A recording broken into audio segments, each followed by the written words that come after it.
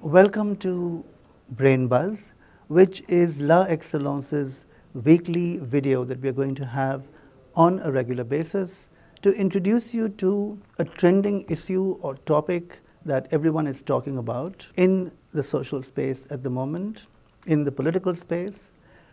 And what we're going to do is to show you how this topic or how this question or how this issue is linked to the UPSC exam, and practically every issue that unfolds in contemporary India is in one way or another linked to the UPSC exam. So how it's linked, what issues you need to remember, and how you can use this information in your answers, whether in the general studies, whether in the general essay, or in your optional papers.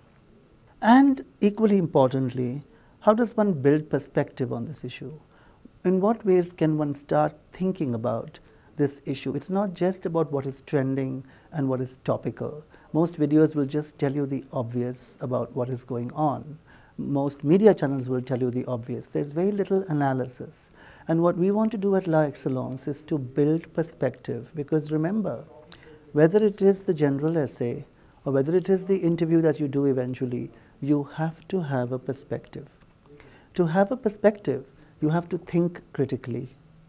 Thinking critically is not something we are taught in our schools and in our colleges, unfortunately. We should have been taught that, but we aren't. So what we at La Excellence are trying to build, somewhat late in the day for all of you as IAS aspirants, but nevertheless, we always have to start somewhere, yes? So we are going to start trying to build perspective in you, so that when you are faced with a general essay question or when you are faced with an interview question, you know what you think and you know how to articulate it or how to communicate it.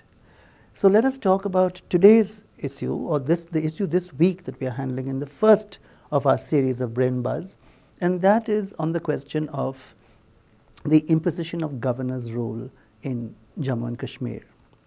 Now, the first thing to know about it is, of course, that this is not the first time that governor's rule has been imposed in the region.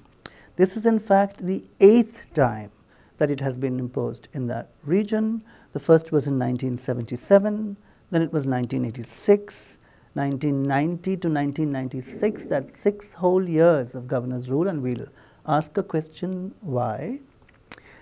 2002, and again 2009, and then 2015 and 2016. The next question to ask is, what exactly is governor's rule and how is it different from something like president's rule, which we know exists across the country? Well, in many ways, governor's rule is specific to Jammu and Kashmir as a region, because according to Article 370, Section 21 of it, we know that Jammu and Kashmir actually have a special status within India. They also have a special constitution in many ways of their own. And indeed, that whole article, 371A, for example, is about Nagaland, another very disputed and complicated terrain in relationship to this country called India. And what is first imposed when there is a breakdown in the political framework in Jammu and Kashmir is governor's rule and not president's rule.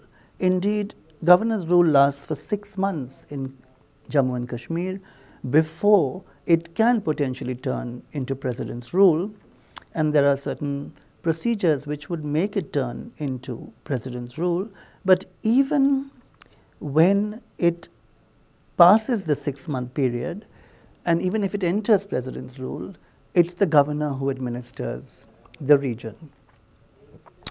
The other thing to remember is that though assembly is suspended in this period, the period under which there is governor's rule, MLAs continue to hold their positions and hold their powers. And so in many ways in the media, you'll see this as being seen as a big strategic move on the part of the BJP to do this around this time when elections are coming up and so on. And that is really neither here nor there. It's speculation that is not as important as actually understanding the much larger history of Jammu and Kashmir and how we as IAS aspirants need to think about this.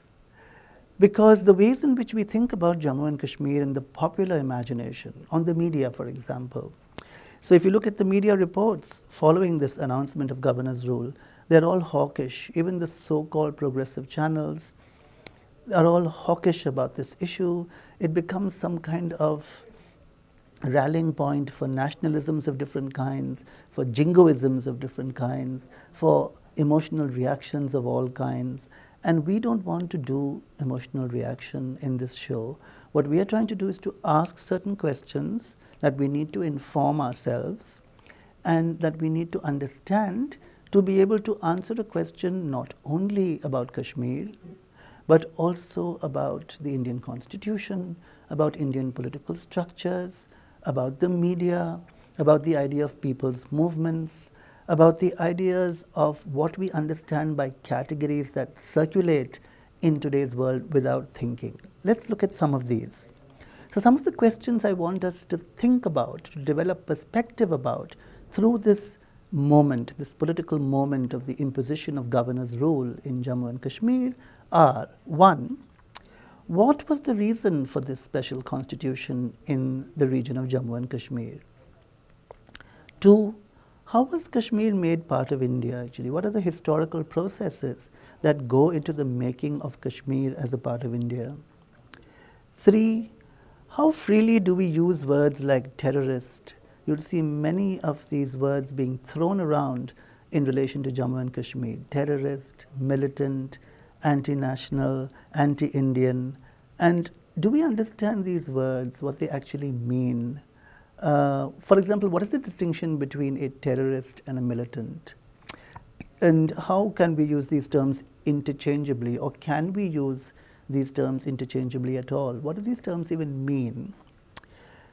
And one of the things to do is to stop from the absolute hysteria around Kashmir and think about these terms and what they actually mean. So for example, coming back to our question of why was there governor's rule from 1990 to 1996? That's a very long time, that's 6 years. And one has to understand that in relation to a popular struggle or movement that emerged in Kashmir. Now it's very, at that time, and it's very easy to demonize that movement, to call them all terrorists, to call them all militants. First of all, it wasn't the only region in which this movement emerged. This movement emerged in various parts of the country and indeed the world. But also it doesn't help us to just label movements and people and struggles in one way or another to suit our political fantasies. We have to understand, we are in the process as IAS aspirants of trying to understand why something is what it is, yes? So the next question I would ask is, why is the Indian media so hawkish about Kashmir and won't even allow a debate on the issue that is without emotional outbursts? Similarly, why is the Indian state so absolutely unwilling to have a dialogue about Kashmir, to have a plebiscite in Kashmir, to think about the issue as democratic, peace-loving citizens should? Kashmir is referred to, after all, as the atut ang of India. And atut ang must be dealt with as an atut ang, as something you have to engage with, something you have to nurture, something you have to dialogue with. You can't smash a part of your body if it's an atut ang, right? So therefore, what can we do to understand this dialogue better, or to create the conditions for this dialogue better? Then, are they pure victims and are they pure victimizers? Are Kashmiris the pure victims? It's not so simple. There are complicated histories. Even if we leave out the Kashmiri Pandit question, which is a different kind of question and demands a separate video altogether, which we'll do when the time comes. Even if we leave that question out, the question is, are there pure victimizers and pure victims? Is the Indian state a pure victimizer? Is the Kashmiri state pure victim? Even within Kashmir, what is the hierarchy? There's caste, there's class, there's sect, there's all kinds of division in that society. Are there hegemonic forces within Kashmir that we need to be wary about, that we need to think about? These are the kinds of questions that we can only understand when we get past the rhetoric of demonizing a region or demonizing a particular political movement. So my point at the end of this video is, what it is important for us to do as IAS aspirants is to develop an informed opinion on Jammu and Kashmir. And that informed opinion can be developed through a variety of sources. We have a lot of historical material, we have a lot of political material, we have documentary films, we have books, we have now creative writing in the form of novels written about Kashmir by Kashmiri people. So all we have to do is engage with that material to develop our perspective.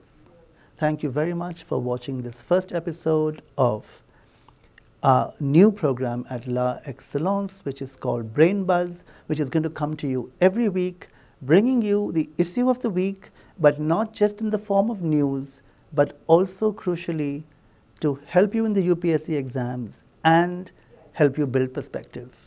Thank you.